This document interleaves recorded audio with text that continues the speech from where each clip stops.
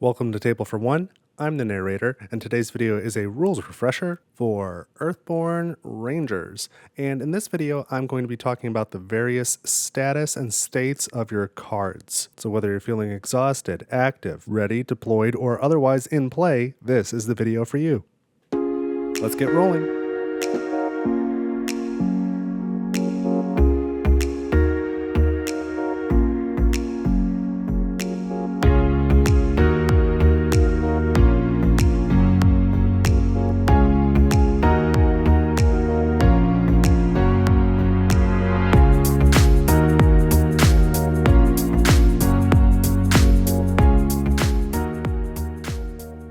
Alright, so I'm all set up to continue teaching about some basic concepts in Earthborne Rangers, and in this video I'll be talking about card status. So things like which cards are in play versus active versus exhausted versus ready, those sorts of things. So in my video last week I went over the different areas where cards could be. So your ranger area or your player area, your within reach, along the way, the surroundings, and sort of the cards beyond that. So that was, if you missed that video, you might want to go back and watch that one first to catch up on these concepts if you're not familiar with them. It was maybe a little bit of a longer and more meandering video than I had intended, but I did have a hard time trying to figure out where to start with this series. So with those concepts underway, this video should be a little more structured, and next week's video should be even better than this one is my hope. But as usual, before I get started, I do need to have cards to demonstrate how things work in this game.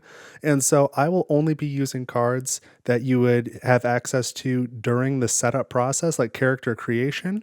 So like before the campaign starts, even when you're just setting up your character, or cards that you would see on the very first, day one of the campaign. The first time you set it up, these are things you might see. So spoilers are minimized as much as possible. I'm using my two actual ranger decks. These are the two rangers that I play with, and these are their aspects. I didn't put any tokens on them for this video because they're not really necessary, and I've just kind of got them set up here for demonstration purposes. I won't be taking cards out of these decks because I'm still playing the game and I've earned some rewards, and I'm not going to show you any of those things. So again, minimal spoilers. It's just things you would see during setup or on day one, but if that's not something you want to see, then maybe this is not the video for you. And then the other thing I want to say is, of course, as usual, there's chapter markers in this video. I'm going to start with talking about the biggest and broadest categories, and these are the ones you need from the start. But there are a couple other like card status categories that are introduced in Stewards of the Valley and then in Legacy of the Ancestors. So I'll talk about those briefly as well. But I'll have chapter markers to each of the different card status types, so you can kind of jump where you want to go. And I won't spoil anything for the Legacy of the Ancestors campaign either. I'll just kind of talk about what the status names mean and how you interact with them. So, okay, let's jump right in. The first category we need to talk about is cards that are in play. This is one of the more straightforward concepts, and it's maybe not quite used as often as some of these other status words. But let me boil it down to its essential elements. So basically, I'll do that by talking about cards that are not in play. What's not in play? A card is not in play if it's in your deck, or in a deck, I should say. That could be your Ranger deck, that could be the Path deck, that could be the Challenge deck. If it's in a deck, it's not in play. And then that is also going to include discard piles. So your discard pile, your Fatigue stack, the Path discard, the Challenge discard, any discard piles, those cards are also not in play. And finally, any cards that are in your hand, those cards are not in play either. They're in your hand. Outside of those restrictions, everything else is going to be in play. So that's any card or a token, if that's a requirement for what you're doing. So cards or tokens that are in the surroundings, that are along the way, that are within reach of any of the rangers, or in any of the player areas. Or again, I like to call them ranger areas because I am one player, but I'm playing two rangers. So any card or token in a ranger area, within reach of a ranger, along the way, or in the surroundings. Those things are all in play. Don't forget, the surroundings is your weather card, your location, and any missions that you have. And so I think the surroundings is clear, along the way is clear, within reach is clear. Just to be really specific on the player area or ranger areas, cards that are in play or items that are in play are going to be your equipped gear, and then your role, and any tokens on your aspect cards. Those are in play. Of course, your decks we've already covered. Those are not in play. And so for demonstration purposes now, let me put some equipment into play for each of the rangers here. So we'll put an infusion canteen here and a camo weave cloak here. And the infusion canteen has 3 sips and the camo weave cloak has 3 charges. You might have the punch tokens. I have the upgraded die, but they function the same way. And then let's grab a couple cards from the path deck as well. So let's grab a few of those. We've got this is all just from the Woods deck. There's nothing from Lone Tree Station where you would start. I didn't even put those cards in, so very, very minimal spoilers here. But we've got an Overgrown Thicket that's along the way. And then for this ranger, we'll put a Sitka Doe within reach. And for the other ranger, we'll put these Sunberry Brambles within reach. So the cards here that are in play are, of course, your weather card, your location. We don't have any missions right now, but if we did, they would be in play. We've got Overgrown Thicket, Sitka Doe, Sunberry Bramble, Camo Weave Cloak, Infusion Canteen, and then our roll cards and any tokens we had on our aspects. That's everything in play. And all the things that are sort of out right now that are not in play are the 2 Ranger decks. If we had any cards in our Ranger discard or our fatigue stacks, those would not be in play. Any cards in our hand are not in play. This path deck, path discard, challenge deck, challenge discard, all of that stuff not in play. So I think that's pretty clear. Let's move on to the next concept, and that is going to be ready cards. And then after we talk about ready cards, we'll talk about exhausted cards because they're kind of two sides of the same coin. So for a card to be ready, it first must be in play. So we can look at our in play cards here, and they are by default, they are all ready right now. So a ready card is kept vertically like this. And if you were to take a test, and I will talk about tests more later. That will be a separate video, I think next week. But when you take a test, you're going to go ahead, take your test, and then you flip your challenge card. You're going to resolve the test, and then you are going to activate this challenge icon on all ready and active cards. We're going to talk about that more in detail right now, but I happen to flip this mountain, which is all over the place. So depending on which ranger was taking the test, again, don't worry about the test details, but assuming these cards were active, any ready card with this blue mountain icon is going to fire. So it's going to have some kind of effect, and that's whether you pass the test or not. So again, whole video later on how to resolve all that, but active cards will fire, and they must be ready. Now to help this make sense, let me put this card back. Let's talk about exhausted cards. So there's a Sitka Doe here, and maybe we don't really want to interact with it. Maybe this ranger over here is trying to interact with this obstacle for one reason or another so that they can maybe traverse on the location, and they don't want to keep getting past this Sitka Doe and taking fatigue. And we'll just ignore the fact that they have this camo weave cloak that would solve that problem for them. So let's say they use their awareness for a basic avoid test. We could try and avoid the Sitka Doe, and if we succeed in the test, it becomes exhausted. So to exhaust a card, you just rotate it 90 degrees like this. And now several things change about the way this card interacts with the rangers and everything else on the table. So first of all, exhausted cards cannot fatigue you. So once a card is exhausted like this, you can interact with things beyond it and you will not suffer fatigue from it. So that's the first reason you might want something exhausted. And secondly, exhausted cards do not trigger challenge effects. So again, if we did some sort of challenge, we'll say this ranger did it and they revealed this mountain symbol, they would trigger the effects of the weather and along the way, but not of this Sitka Doe. Even though it has that blue mountain symbol, it's exhausted, so we completely ignore that effect. So that's really important in terms of resolving challenge effects. And then also importantly, you'll notice that this card here and this card here and even this Sitka Doe, all 3 of these cards have tests on them that can be performed. When a card is exhausted, you may still perform any tests on that card. So this one has a test called Shoo, which involves needing spirit and conflict approach icons. So you can shoo away the skittish grazer to move this being. So then you can move it to along the way or within reach of another ranger. So even if it's exhausted, you could still perform the shoo test on it and move this being to another spot if you pass the test. So the test remains available, but all the challenge effects go away and it no longer fatigues you. Now, a couple other notes on cards being exhausted that you might take for granted, but they're worth saying anyway.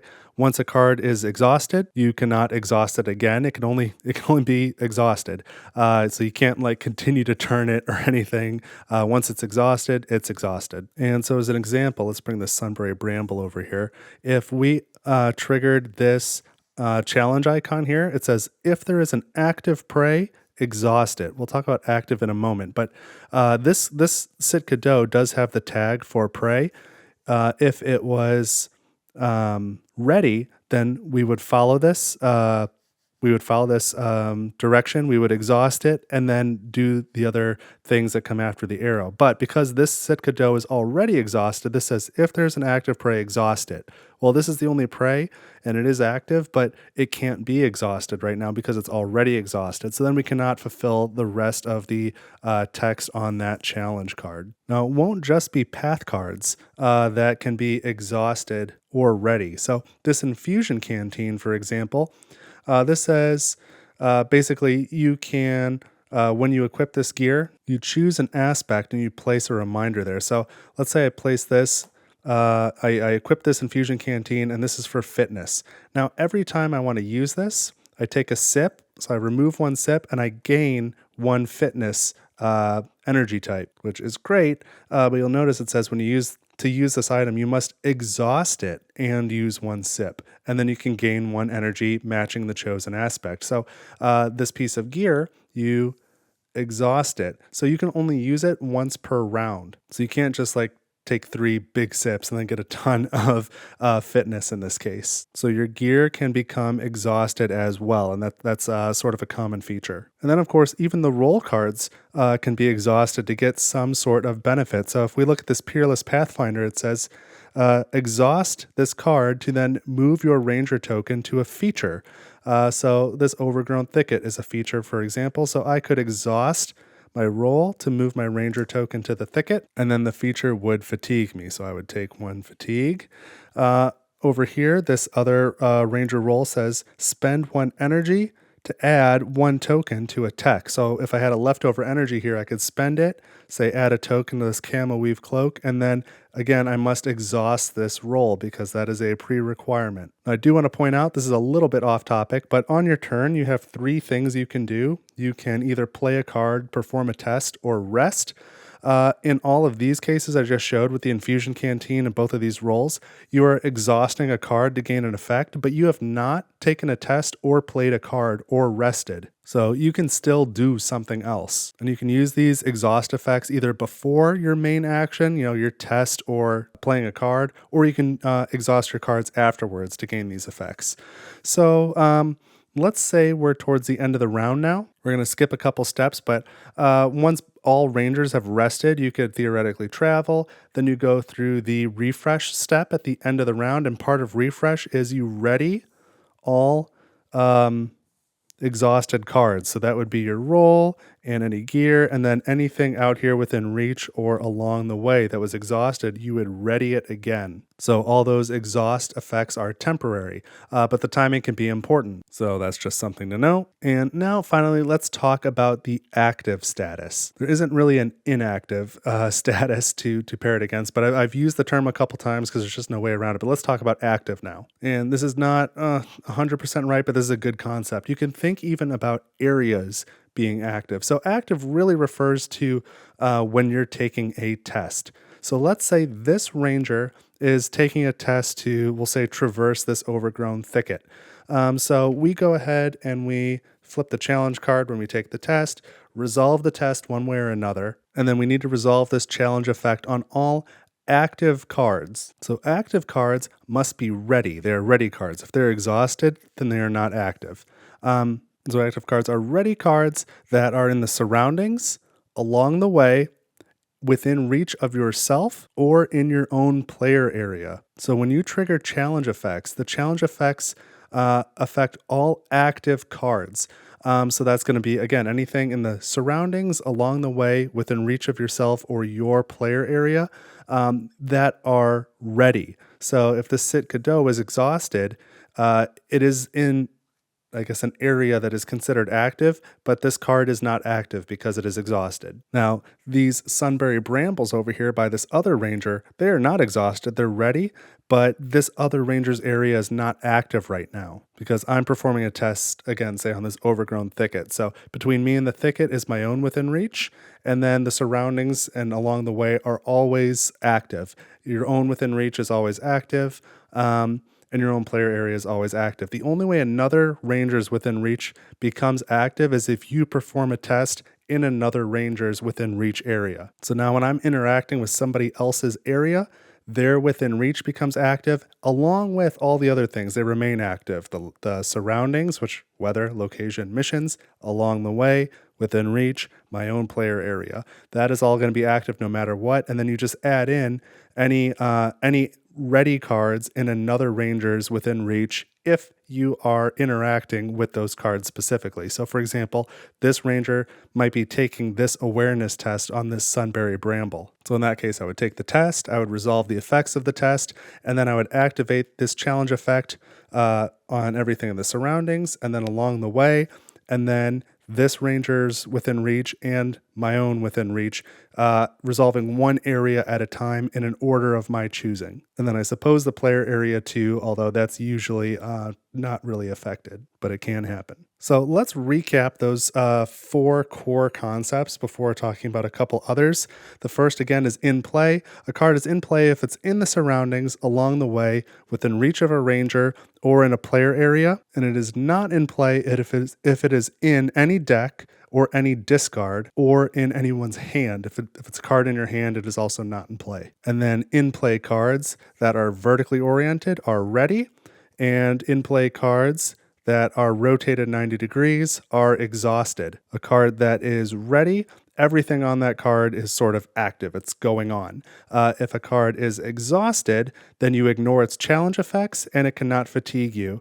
So you ignore its presence, but you may still interact with any tests on that card. And you cannot exhaust a card that's already exhausted. And if there's some sort of precondition that says exhaust this card, you must be able to exhaust it in order to meet the rest of the criteria and follow the directions. And then finally, there are active cards. A card is active if it is ready and it is in either the surroundings, along the way, your own within reach, or your own player area. And by default, that's it. A card can also be active if it is ready and within reach of another ranger if you're interacting with that ranger's within reach area. Let me give one more example on that last one as well.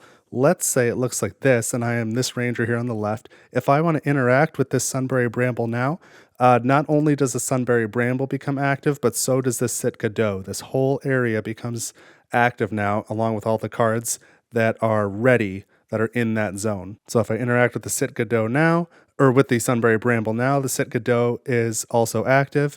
But if it is exhausted, it cannot be active. And just to give another example, in this case, if this ranger here on the left wanted to take this test on the Sitka Doe that says shoe, I could take that test, but the Sunbury Bramble is ready and it's in that same within reach, so it becomes active. So I can interact with an exhausted card and also make other ready cards in that same area active. But by default, any ready cards in the surroundings, along the way, within reach, or your own player area are active. So let me know if you have questions on any of that. Hopefully that was clear. And now I'm going to tell you about a new term that was introduced in Stewards of the Valley and is also used in Legacy of the Ancestors, and that is deployed. So here's an example card from Stewards of the Valley. This is an equipment card. So again, you would have access to this. If you have Stewards of the Valley, you would just shuffle this. Not shuffle, but you would put it with the rest of the cards in your collection. And when you are making a character, this is a card you can add to your deck at the start of the game. So no real spoiler here. But it's a piece of gear. This is called Carbon Forged Theodolite, and it has an effect here that says deployed. So a deployable gear has some interesting properties. So it represents equipment that has to be set up or assembled to be functional. So whatever it says after deployed is always in place when the card is ready, and it is ignored when the card is exhausted. So let's read this example real quick. Deployed. When you perform an avoid test, reduce your effort by 1. When you perform a traverse test, commit 1 effort. And then this gear also gains an additional test that you can perform. So as long as this gear is ready, every time you perform a traverse test, you get an extra effort. Every time you perform an avoid test, you have to subtract 1 effort. So there are times when you're going to want that and times when you're going to want it to be off. So when you first play a card with the deployed tag on it, or the deployed keyword here, deployed status, when you first play it, you can choose, do you want this to come into play ready or exhausted? That is your call. But once it's ready, then it is considered deployed, and this effect is on. You cannot turn it back off until you exhaust the card. Let's say I put it into play exhausted because I'm going to want it later, but I don't want it right now. At the end of the round, again during the refresh phase, as we talked about, you ready all exhausted cards. That would include that gear. But then when the next round starts, you always have the option to exhaust any deployable gear at the beginning of the round. So I'll say that one more time. At the end of each round, as normal, exhausted deployable gear becomes ready. And then at the beginning of each round, you may choose to leave it ready or to exhaust it again. So that's part of the decision making and managing the effect of the card. So if you plan on doing some avoid tests in this case, then you would probably want to leave it exhausted. But if you plan on doing some traverse tests, you would probably want to leave it ready or deployed. Now, there's a couple other keywords I want to talk about from Legacy of the Ancestors, but I'm not going to show you any of those cards. I'm just going to explain how they work. So the first of those are illumination. So some card effects are going to check for this, and it might be conditional on whether or not a card's illuminated. So an area, like Within Reach, for example, is illuminated if it contains a card that has the illumination word on it. And then any other cards in that same area are also considered illuminated. So I'll say that again. If there is at least one card in an area, such as Within Reach or Along the Way, and it has the illuminated word on it, that means that card is illuminated as well as all other cards in that area. And then some game effects might check for, do this if this card is illuminated or not illuminated. Now there's one other effect that I think is relevant for this video, and that is powered. And it's powered like with an X, where X is the number specified on the card. So think of a card saying, powered 3, right? So powered is just kind of like another token type. You can use generic tokens, but you might want to use the powered tokens. But in any case, a card is considered powered if it has power tokens equal to or greater the number specified on the card. So again, it might say powered 3, and then there's an effect. And you can't use that effect unless there's enough power tokens on the card. So a card can be powered or not powered. Now, Legacy of the Ancestors does introduce some other potential effects on cards, but I don't think that they're really classified as statuses.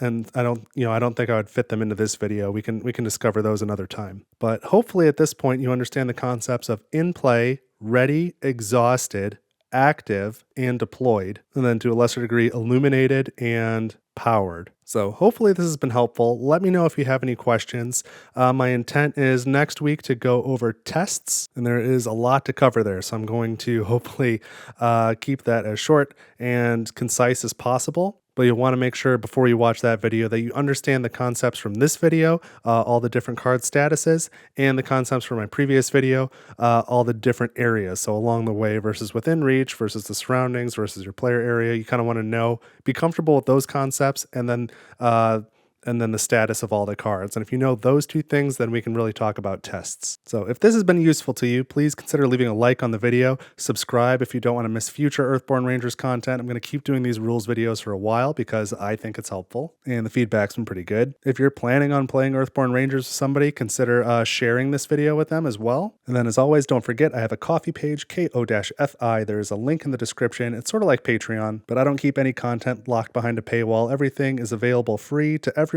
at the same time. It's just if you want to throw me a couple bucks to keep the channel running, it's really appreciated. And thank you to those of you who have done that. But that's what I've got this time on Table for One. I hope this was useful. Let me know what you think, and I will see you in the next video. Take it easy.